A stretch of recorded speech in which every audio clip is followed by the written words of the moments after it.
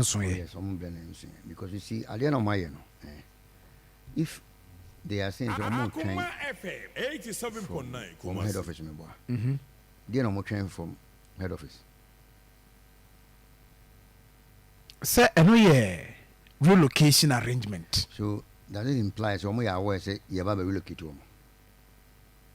Yes, me last time me director regional manager south on the residents omo call hono or can say yes san komo no e koso de but as we say ha na do omo call omo movie that say eno de that directive ni free cram my so on his personal level and where aware say I'm not supporting me relocation. I don't even support it. Say koton abansa and move now or yes.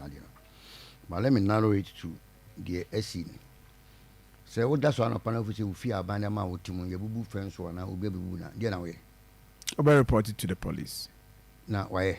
I'm so my and so I said, and sure no matuno. What does it mean?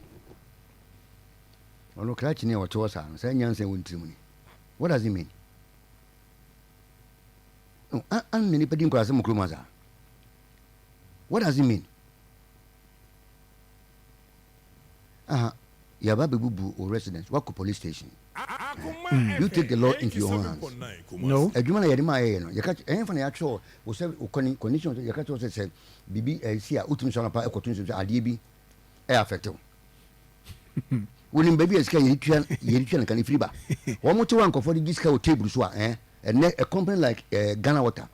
You take discount table to show receipt, say a bag the TV receipt. You see our way. What kind of nonsense and stupidity is that? I'm crossing Bello. One more to one almost your promotion, no more 600 cities and then 40,000 cities. Papa, where are we? What kind of nonsense is that?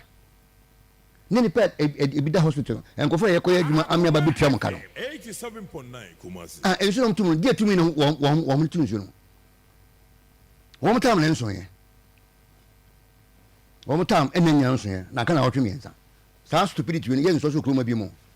A dear to me, I'm not been a word in so a to zoom. Because I'm penny benefit for Benjamin Hennes. No, guy. And then when you say 3 days in Menyajma, why do you have to suffer? This is some suffer. What kind of nonsense is this? I will be fear to a gua or police station, So, Uber to be at the hospital, you pay should get to a my echo war. One moment with my trouble for be when who was some penny with you, what you assume? Say the bendy. What to a for a book or more promotion 610 or more 1,000 cities. When him no record now, my I recorded Obano. Some of them maybe. And then they mean this time, you discount table so. A trade receipt. Now, yes, I'm Bagdetino. What will win him? Are could you punk my minister? Is he away? I'm more pretty under Ministry of Works and Housing. Regional Minister, where are we? It is your Mukruye. It is your Mukruya. There will be a continuum where some dear. Yes, that's how you know, Papa is a Baco, I do come. And a Baco is a quite as one honey. Hansen. Sir Hansen, Tamon and Yancy, and I come out to you. One the mountain. Why are you treating woman? Now, but this Hansen fool at a wood him nana ash on him. Now, Tim Nash on Sema, Your taxpayers' money in no kind of fancy gun out of him. And for so many woman. One thing to a monka, now best get to a monka. Now, will be on the edge, I made in the Sika Baby account. Would deprive one. Master, and some woman can you as a would justify it. And ye assuming say will be quite way or baby going to walk police station according I call report. And the baby. I'm some of you I manager never been that until also born on by. And it's almost room. It's Omuntim Quayajuma. Okay. Omuntim Congo, the moon town of the and Jerry. Jofa Okase inti Senka. time aso bremu brai wo mu ya nkade na nkabe wait ensure we are regional minister nkabe se obi ewo ni yenye nso dia obi yare ana bibi ne ye se ye hwini pankwa hwe do mu ye won betima poison ye nyina utumi famra show nsem see atu friends Kumasi na issue say Ashanti region na for this stupid reason more than 48 hours na se don sasi mu en pana kan 7.9 Kumasi enti see na ese wo mu ntimi mfre wo mu head of council ko fon kwasi yen kwa ba bi yen kan hwenchi wo mo na gana watamani data on kwa wato hele omdo mun kan sanse fun we die ebi si bi mo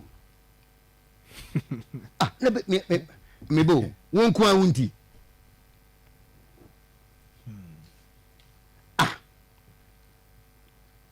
se don ajewe eto asum entasum because yeah ti kroma yi the animal say nipa o enema ye de ama wa and as arrangement service provider no one client between the two what ready with ama insu ana power off be a maintenance and you give prior notice yes and now say BBS here emergency or some shut down no cry you do that now one notify any pan say when you went in ye tum and now say ni pan no service provide service na man no what default ebia wentua ne bills also tua you can disconnect it apart from sa name me say minim ne iri janu a obeka ye meka bi manu ntino ya nka bi amana fa ban me da show mo nsa ka bi amana be me ada ehu how do you manage woman intelligence yeah for you man o conditions of contact no any fan the trust mu say wow so na pan fi so be bi na say onya satisfied ko tutu mu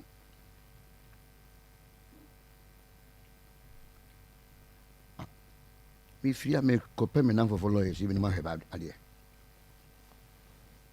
okay oh yes yeah me obi ntimi ni sansem fun san jimi se mu infan kire kroma bi mu Akoma FM 87.9 Kumasi I don't know what went I mean me say o mo kwa so be do mo so fun o mo pichi e kan yansam kire wo mo we mu na aba ekoto na we mu vote back me vote back e be de o men kwa yi no bi a wo dwene sa kwan we su sei wo no eto ba back ama me mato back one level of thinking only vote back people are going through people are going through wo ko no ne dokunu bi akoton ato edinama na medie the only and chop baby obi su ko edmo chop ba ho so wonya bibi kakari de ko ma mo se wo bebebu wo dan guntinu ya tunso why it's funny your hospital is na tine sante ne be so na pan ni juma na konfanachi mo nya issue serious anyway but almost number press no omo address so I say so ma ho ya to address the recent unauthorized demolition of company owned properties shut down and other matters me say Ghana Water omo ni legal department omo did you have sa lawyers no go so mo legal department again na yetu omo ka so mo nya adwuma it so legal department omo advise on some of these issues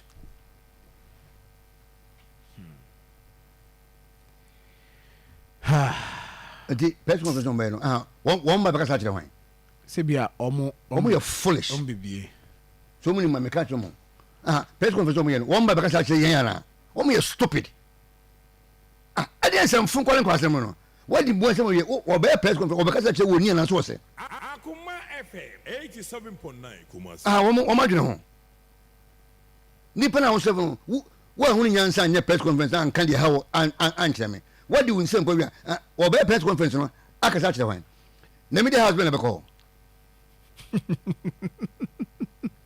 nipa wo na ne de aban dwuma ahyɛ wɔn nsa. As I'm watching live from CPC, our tap is not flowing.